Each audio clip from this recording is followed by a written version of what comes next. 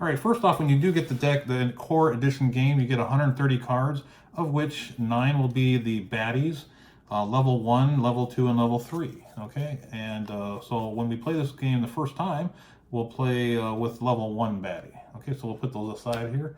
And the other 3 you would actually shuffle up and then put face down outside of the table somewhere like here. Okay, the remaining cards are 120 cards, and they're shuffled thoroughly. I've done that already. And then you would divide those up evenly amongst the players. Okay, so in this case, I'm just going to quickly simulate a 2-player game. All right, so we'll have just 2 big decks here. And it's not important that we're even 120 divided by 2 is 60, obviously. So, and that's each player would have the 2 decks. All right. So then we're going to proceed with the next setup, and that is to, in this game is a timer-based game. So we would then have a 10-minute game. For the purpose of this video, we're not going to put a timer up, but just know that you'll have any digital timer, a clock, or even our timer app will be available. You'll be able to use that for your 10 minutes. If you're playing a starter game for the first time, you'll play under 15 minutes. All right, and then you have all players draw from their starting hand up to their max size. So when you play a 2-player game, there'll be 7 cards drawn from the players, each player, and I will draw them and then I'll show you what I have. So in this case, I have 7 cards, okay? And those 7 cards would then be in that player A's hand. I'll put these baddies off to the side here. All right, and then these guys would have 7 more. 1, 2, 3, 4, 5, 6, 7. All right, so each player has their 7 cards. Ultimately, and when you start the game, you can't share what you have to the other party, okay? So just keep them concealed. In the game, there's 1 card, I know Cinderella allows you to show another person, all the other players, their cards, as well as when you stop the timer. That rule is available. For example, here, stop timer card. If you get this card, you can stop the timer and then everybody can share what they have and talk strategy. Okay, so that's an important card, and this is what they consider a love card. There's 2 types of those, and that is one of them, stop timer. The other one's a wild spell card. Okay, so, and that's actually right here, just coincidentally. So we have a wild spell card worth 1 point for spell. All right, so the purpose of this video, again, is just kind of kindly go through the steps. So we basically got setup done, all right, where you have your timer there, you have your separate baddie cards, the 3 here shuffled face down, and then your people have, each person in this case has 7 cards in their hand. Now that maximum hand changes for how many players you have. So if it is based on that. So if 3 players or 4 player or 5 player, it's all different. I think it's certainly, in this case, 7 cards for 2 players. All right, so let's continue. We have, so just for the sake of this video, if I'm player A and I have the cards in hand, and again, what you have to do to accomplish to win this game certainly is it's basically a real-time game where everybody contributes together. They're playing together, they're drawing cards together, and you're going to compete to defeat the minions in the game together.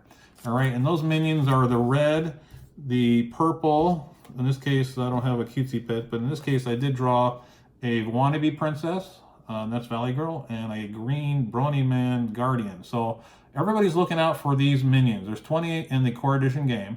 And when you find those, you're going to place these guys in the middle of the table. Now, each minion does require you to shout out its little introduction, okay? So that's a requirement for every minion coming out in the field. And so in this case, like Valley Girl power, Valley Speak power, her introduction is shout, doy, like totally for sure.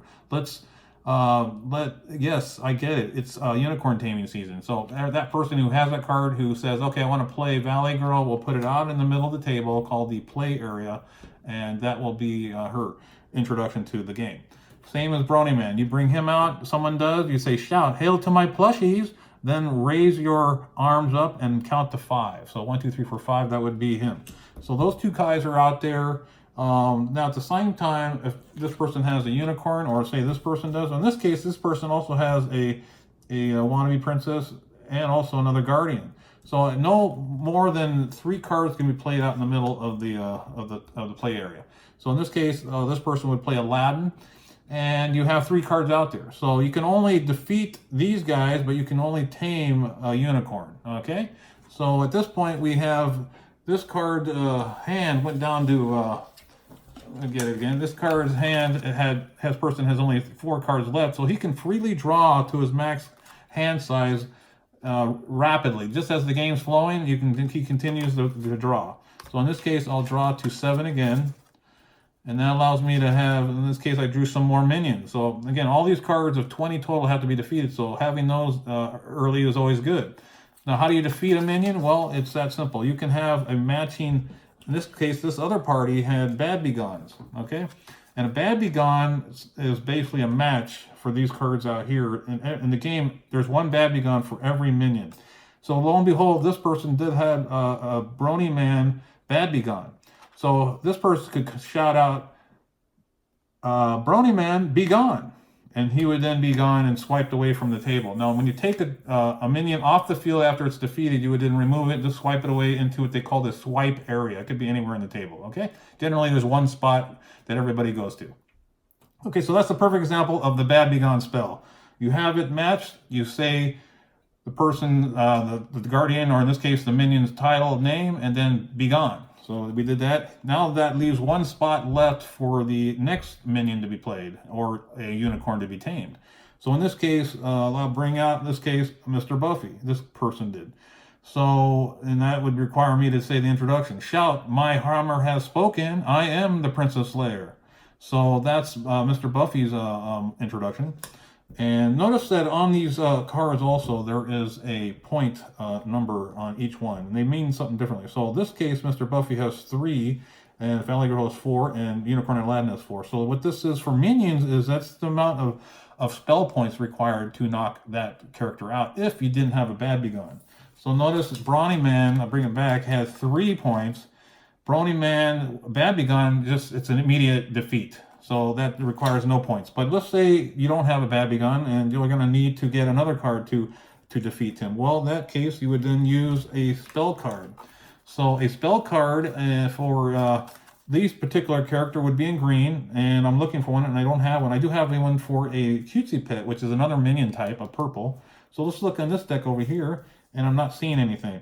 So at this time, there is nothing I can use to do a spell card against them to get this reduced. So that doesn't mean you can't do anything. You keep looking at your deck and you have options. You always do have options. All right, so in this person, 3, 4, 5, 6, 7, he has his max hand size. There is a wild card spell here that this card here is worth 1 point to any type of minion. So this would be good to lay 1 point here if you wanted to, and then you could proceed to draw another card. In this case, I drew another minion. So again, remember, maximum, you can have 3 of these in the table at one time. Always looking to get spell cards to knock out the minions that are out there in the field, as well as a princess has to be played in order to tame a unicorn. So neither of us, and haven't really dealt for this card. So this person has 5 cards. So let's bring him 2 cards, and there he is. There we go. You got a princess. So this princess would then be played out in front of this person, okay, and that would then reduce his hand size down 1 more, so he could continue to draw. So in this case, you notice I drew 2 taming cards over here. All right, and I also have a wild spell over here, and I have a wild card. This is a wild draw card. This card allows me to draw 2 cards from my deck, no matter how many cards I have in my deck. So I'm going to do that now. So now once you play this card, it goes into the swipe area off the table as well. So that swipe area continues to grow as the game and all these cards go off this table. All right, so in this case, I'm drawing 2 cards from my wild spell. And I'll just put them here to everybody see them. So I got another Bad Begone, and I have a taming card that I have actually 3 on this side. Now, taming card is another card in the game that allows me to tame a non-matching princess. Now, notice that this Aladdin has a love match for Princess Baldrubador. So if Baldrubador was on the field, that could be an instant love match taming. Okay, and then that happens kind of like the Bad Begone on the minion side. These would then be taken off the field and put in the swipe area. So in this case, I don't have that. She's not there. So I do have Princess Glamora. Now, if I wanted to tame Glamora, actually Aladdin to Glamora, I have a taming card, and this person does that. And so you sometimes don't want to wait around and see if you can get a love match. There are advantages. There's one advantage to get a love match, and that is to knock out or defeat a minion over here, Empress Cuteness. Now the rule on Emperor's Cuteness, these three cards, is that on the 8th minute, 6th minute, and 4th minute, you have to turn over and activate that card. And in doing such, you'll read the actual her power at the bottom of the card, and then you have to perform it.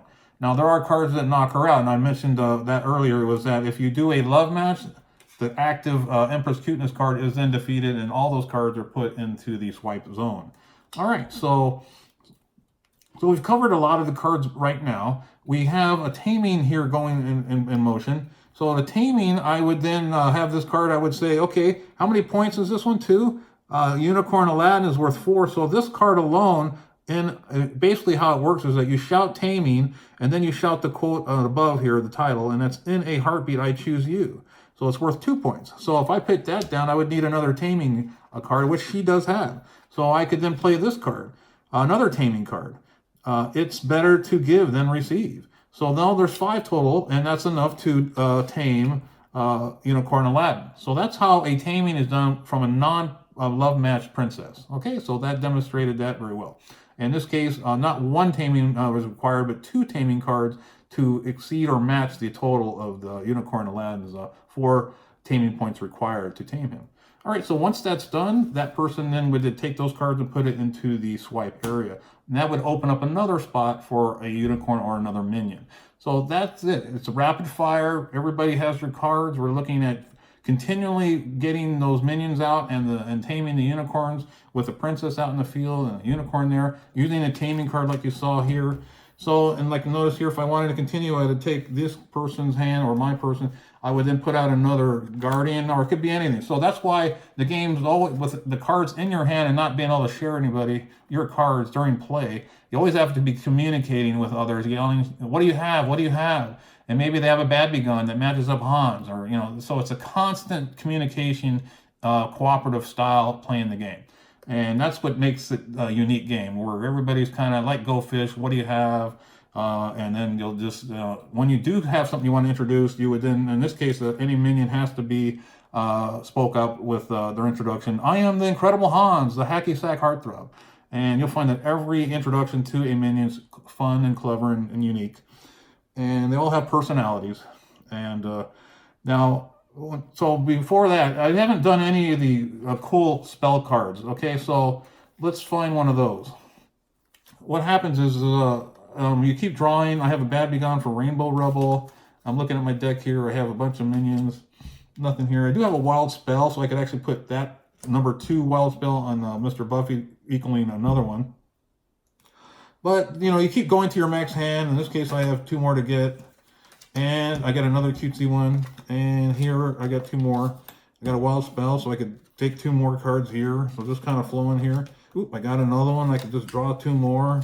Keep drawing. Oop, I got a princess. I got Mr. the Beast out now. So I have another unicorn I could use. I have Rapunzel here. Rapunzel says 1 time defeat a baddie after it's been played. So let's say at that point, the Empress Cuteness came out on the 6th minute or 8th minute, whatever it is. Then after it's played, this card would knock out that card. So she would then be, that's another way to defeat the baddie, is using the Rapunzel. There is another card that does it in the decks, and that is a magic card, a princess magic card. So there's a lot of cards when you play 2 players. So in the playthrough that we have posted on the campaign, you'll see that there's a full 10-minute game that me and Michael Wright played from Unfiltered Gamer. It was spectacular. We went down to the last 25 seconds. You'll see every card played, every detail of what I'm describing here done. So I do encourage you to watch that to get the sense of playing the entire game at a quick pace. When you start out, you play 15 minutes, you'll just, or not even with the timer, just to get a feel for what I'm doing right here. So just kind of walk it up, then explore 3, 4, 5 players, etc. So that's kind of the gamut. I did want to show you one other thing, and that was using some of these spell cards and magic cards. They're really fun and cute to play. Let's say I had one of these guys, and that was, looks like they're all in this deck by coincidence. Okay. So I go through here, and this was an example of one.